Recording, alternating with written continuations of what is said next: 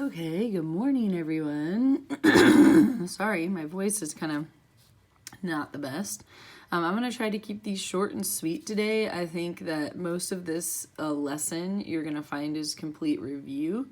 And so I'm going to let you look a lot of this up in the book, but there are a few things about the notes that I wanted to point out to you. So I'm going to do so and try to do so kind of quickly so you don't have to watch the video forever. Okay, so today you're going to be finding the area of triangles and parallelograms. So remember, obviously our parallelograms could be a square, a rectangle, and just a rhombus, or just a regular parallelogram. So you're going to be working with the area of all of those.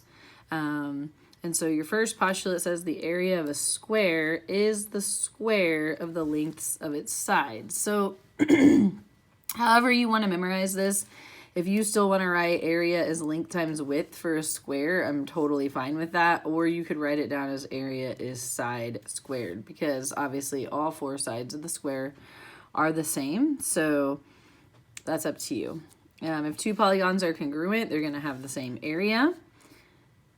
And the area of a region is the sum of the areas of its non-overlapping parts. So sometimes we have to split odd shapes into 2 or 3 shapes that we know. So that could happen to you, okay? I'm going to let you write down these formulas out of the book. We've got areas length times width, areas base times height for a parallelogram, and then 1/2 base times height, or base times height divided by 2 for the triangle. The one thing I want to point out on the parallelogram to be very careful about, it's the 2 sides that come together at the right angle that are going to be your base and height.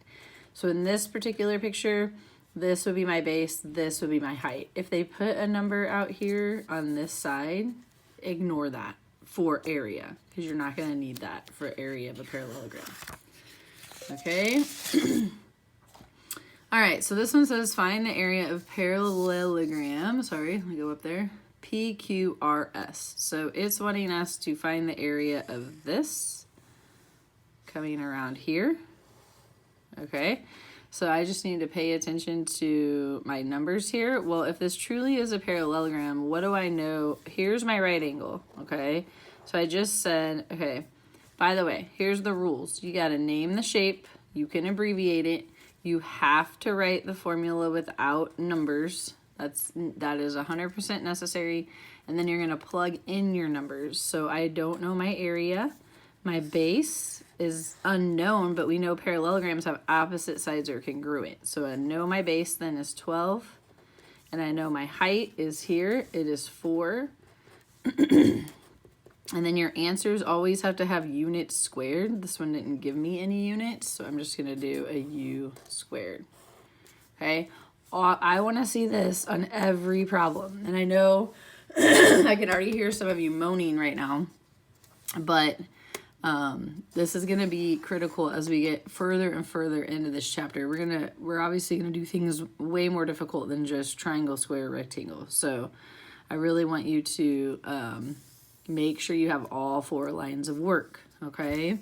All right. I'll show you one more, maybe 2 more here, and then I think I'm going to call it a day, and you can fill the rest of these in with your book. So this one says find the perimeter and area. Remember, perimeter is just I'm really sorry about my throat. Adding up all the sides. So it's 17 plus 10 plus 21. You would add all those up and you would get 48 units. Okay. For area, I have to name my shape. I'm going to write my formula, however you want to write that. If you want to do 1/2 base times height or base times height divided by 2, that's up to you. My base is the bottom here. Again, it's where this right angle is. It's 21 times 8. So 1/2 times 21 times 8 is going to be 84, and it's going to be units squared. Okay, just so you know, this is going to be a parallelogram, so make sure you name that right. All right, I am going to do this one with you. The base of a triangle is twice its height. So again, I'm going to go triangle. I'm immediately going to say area is 1/2 base times height. Okay, then what do I know? I know my base is 2h. So I'm just going to call, obviously, my height, I'm just going to call h. Okay, now here, this one's different because it tells me the area. okay? And this is why I want the whole formula written down. The area is 36, so under the A goes 36, and for the B goes 2H, and then obviously I keep that as H. So we get 36 is 1/2 of 2 is just 1. H times H is H squared. So to get H by itself, we're going to square root both sides, and 6 is H. The directions say find the base and the height of the triangle. So my height is 6 inches. It's one part, and then my base is going to be 2 times 6. It's going to be 12 inches.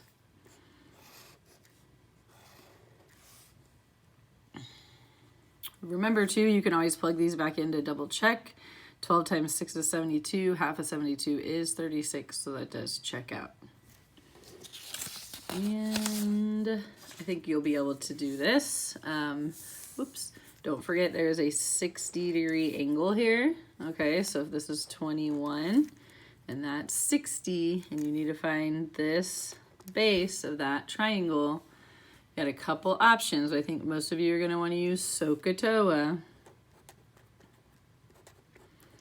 So you have opposite and adjacent. So you're going to want to be using the tangent function. Okay, on this one, since it's two shapes, sometimes I like to number them. So it's going to be triangle plus rectangle. And then you're going to write down 1/2 base times height plus length times width, or base times height, however you want to call that is fine. Then you'll plug in your numbers and come up with the sum. Thank you so much. I hope you have a great day.